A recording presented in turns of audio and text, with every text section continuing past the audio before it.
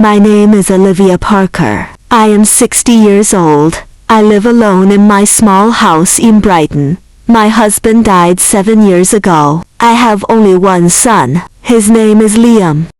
Liam went to Canada many years ago. Now he lives there with his wife and 2 children. He has a good life. He has a big house and a good job. He is happy, but I live here alone. Every day I wake up early. I clean the house. I cook food for myself. In the evening, I sit alone. Nobody comes to see me. Still, I wait for him. I love him very much. He is my son. I keep his old photos in my room. I look at them every day. One day someone knocked on my door. I opened it. It was Liam. I was very surprised. I said, "Liam, you really came." He smiled. He looked happy. I hugged him. My eyes were full of tears. He came inside. I made tea for him. We sat and talked. I asked, "How is Sarah? How are the children?" He said, "They are all fine." Then I asked, "Why did you come?" He said, "I missed you, Mother. You live here alone. I worry about you. I want to take you to Canada." I was quiet. He looked at me and said, "You are getting old. It is not safe here. You should come with me. You will be happy there." I said slowly, "But this is my home. I was born here. I got married here. Your father lived here. I cannot leave this house." Liam looked serious. He said, "This house is very old. It is not good for you." In Canada, you will have everything. You will have your own room. You can see the children every day. Sarah also wants you to come. The next morning, Liam said, "Mother, we should sell this house. You do not need it anymore. You will live with us. You can use the money for your new life." I looked at him. He smiled. I thought maybe he really loved me. So I said, "Yes." I sold my house. Liam took all the money. I packed my bag. We went to the airport together. At the airport, Liam said, "Mother, wait here. I will bring a wheelchair. The way is too long. You cannot walk so far.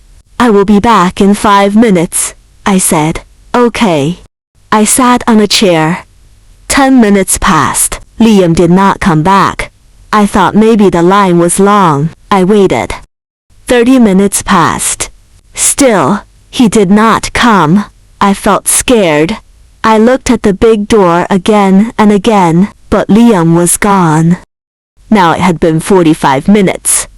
I was still sitting there. I looked at every face, but none was my son. I told myself, Liam cannot leave me. He is my son. 1 hour passed. My heart began to beat fast. Just then, a police officer saw me. He walked toward me and said, "Ma'am, are you waiting for someone?" I said, "Yes, my son. He is bringing a wheelchair for me. We are going to Canada." The officer asked, "Do you have his photo?" I took out Liam's picture from my bag. I also showed my ticket. I waited again.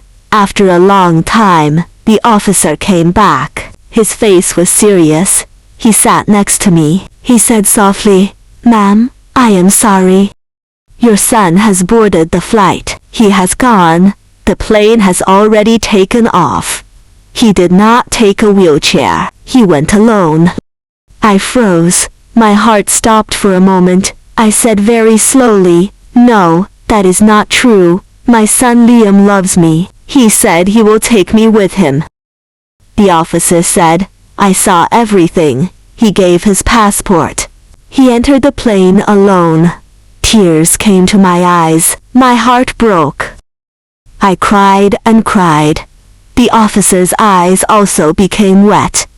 He said, "Some people forget their hearts. I am sorry, ma'am." I whispered, "My name is Olivia Parker." The officer said, "My name is Robert Miller. I am a police officer here. You remind me of my mother. She died 5 years ago. When I look at you, I remember her." Then he said, "Please come with me. You cannot sit here. You will get sick. Come to my house.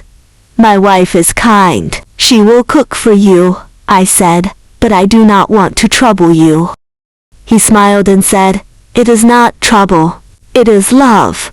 You are like a blessing to me." Robert called his wife Emma. He said on the phone, "I found an old woman at the airport. She is all alone. Her son left her. Can she stay with us?"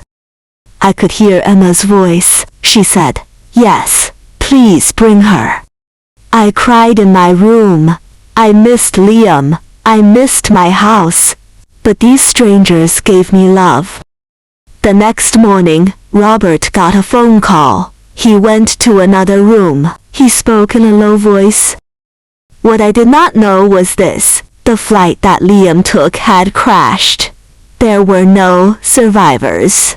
Liam was gone, but Robert did not tell me. The days passed slowly. I stayed with Robert and Emma. Robert took care of everything.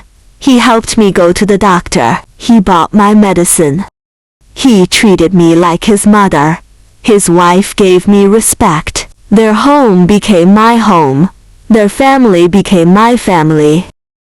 I only prayed. I prayed for Liam's soul. I prayed for the children he left behind. I prayed that no mother feels what I felt at the airport. One day, Robert asked, "Do you ever think about going back to that house?" Liam was gone, but I got the son I truly deserved. I feel grateful. What would you do if you were in Oliver's place? Tell me in the comments below. If you liked this story, please like, comment, share, and subscribe.